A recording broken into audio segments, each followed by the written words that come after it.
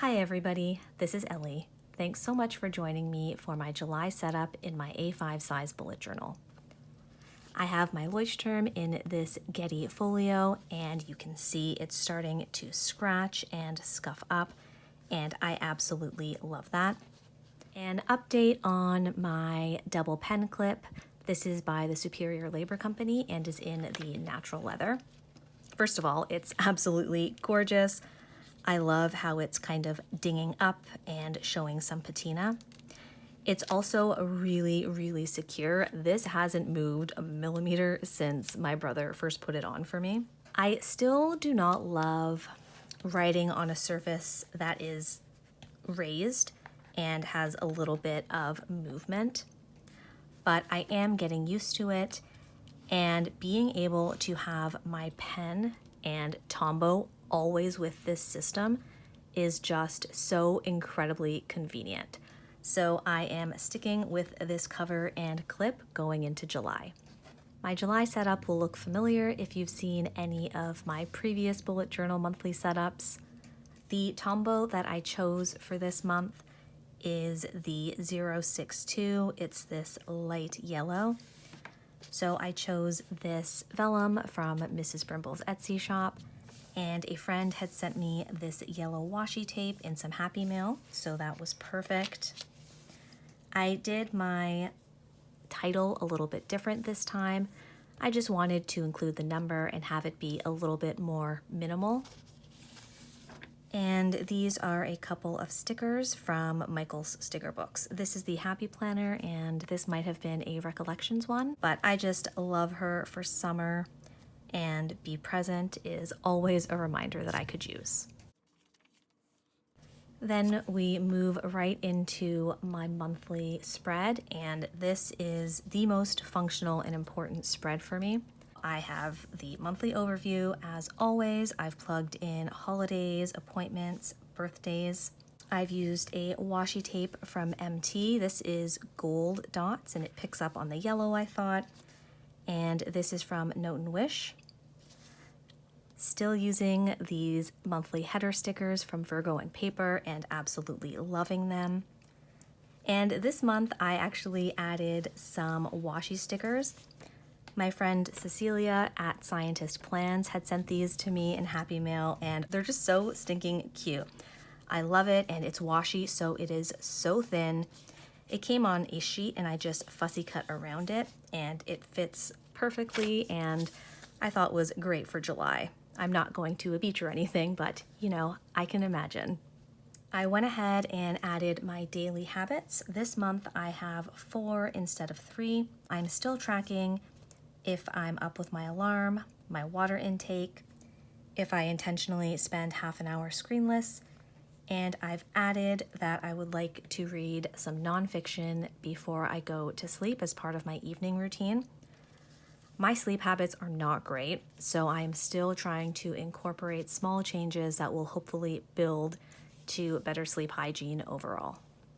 I have incorporated my weekly goals into these same little icons. Again, I've added one more this month. So if you haven't watched my previous videos, these all tie directly into the Cultivate What Matters PowerSheets. I do all of my prep there, and then I plug them into my bullet journal. So I'm still doing meditation. Something else that I would like to add is breathing practice. So I wasn't really sure how to represent that. I'm not sure how well you can see it, but it's just 2 arrows because to me it just means breathe in, breathe out. That's what I think of when I think of breathing practice. I have a little chef's hat with, it's kind of a blob in the middle. It's supposed to be a heart. Paul and I are going to have intentional cooking dates this month. The moon for using my scent diffuser as part of my evening routine. I had this last month, spoiler, I didn't do it even once, but I'm going to try again. And the play button for my content scheduling. Because I had 5 this month as opposed to the 4 that I've had previously, it looked a little bit cluttered, so I just used my Tombow to draw a line to help separate them.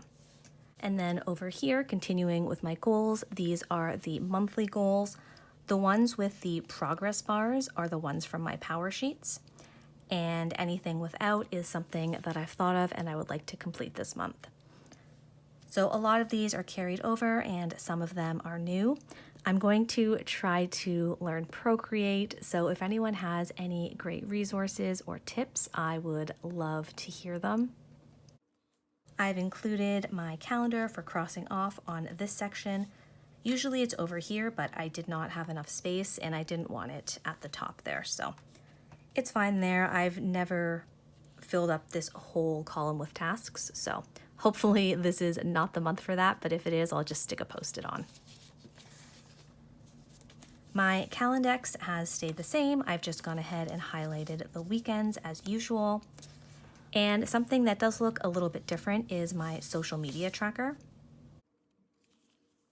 You can see in the past couple of months, I've just been drawing a line to separate the weeks, and I've just been writing down any ideas for any Instagram content, as well as plugging in my videos that I would like to go up on specific weeks. But I had kind of stopped using it midway through the month, and it just wasn't working the way I wanted it to. The videos were great, but in terms of Instagram posts, it wasn't feeling functional for me. I think it was the idea of separating it by weeks, and also I just was going more on a day-to-day basis, and that's fine too. But the change I made is very minimal. I've just separated the weeks here, and I did the little play button again so that I can put the video ideas in the specific weeks. And then I just drew a little Instagram icon and I will make a list of Instagram ideas here. Very simple, but this way it's not separated at all, so I don't have to worry about kind of migrating it or anything like that. And I'm really happy with how this turned out.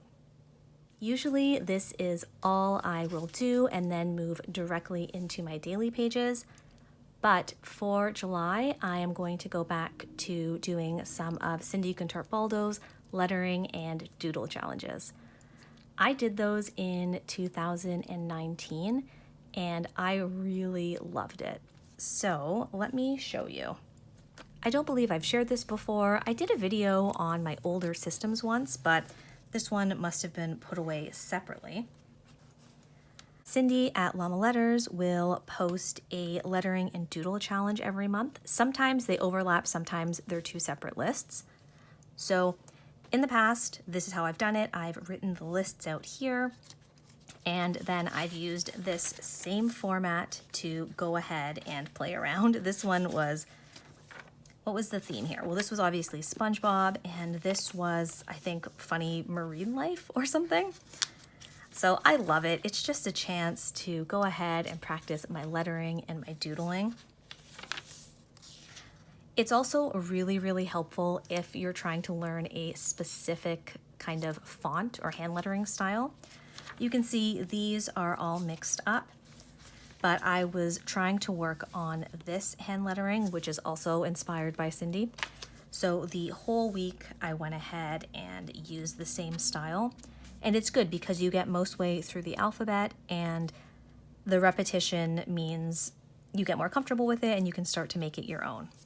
If I'm doing a totally new style just for one, word or phrase, then I usually have to have my phone open and look at it for reference for each letter. But obviously the more you do it, the more you remember, and I really like this. I'm probably going to do this in July and try and refine or learn a couple of different fonts.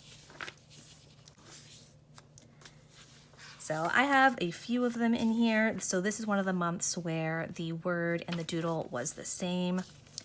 This one was flowers. So I just draw my 7 squares. I like to do it by week, and I have left spaces here. In some months I'll do quotes or something, and I've just also left it blank. This one was desserts. This one was a lot of fun. I think here I was using a Fineliner and a ballpoint pen. It's usually a combination of those two things, but I'm comfortable using a Fineliner for both or a ballpoint for both. But it's obviously easier to shade for me with the ballpoint. And I think the last one that I did was a Lion King theme. So this one was fun, and I was able to do some quotes from the songs.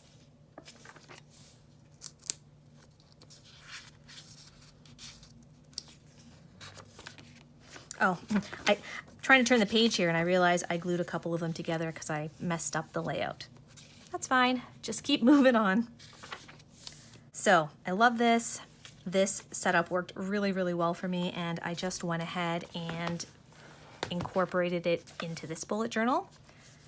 What I did do differently though was I didn't do all of the prompts ahead of time. I thought I would try them on each spread, and I'm not sure how I feel about it.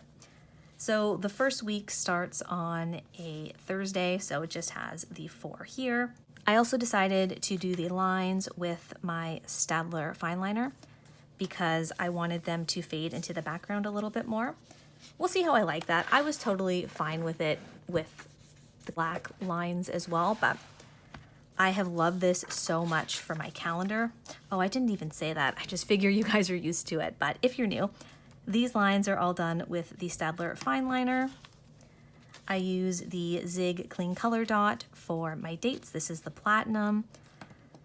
I already showed you my Tombow of the month, and these are just a mix of different black pens. I think I used the Uni Jetstream and the Le Pen Technical Drawing Pens. Back to this. For July 2021, she has 2 different lists, so one for hand lettering and one for doodling.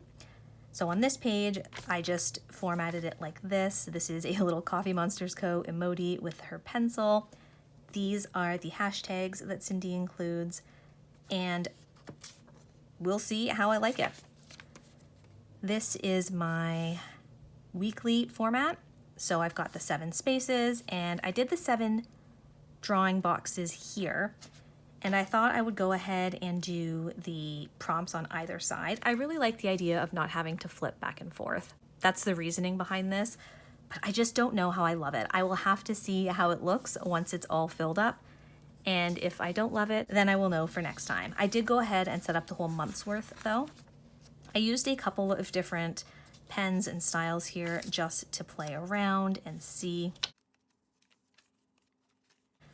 And I'm really looking forward to it. The doodle prompt this month is stationery themed, which I love, of course. That was what inspired me to start this up again. And I can't remember the specific theme for the lettering prompts, but I think it had to do with mouth instruments or something, but they're song titles, so this will be really, really fun. And then after this is where I will go right into my dailies.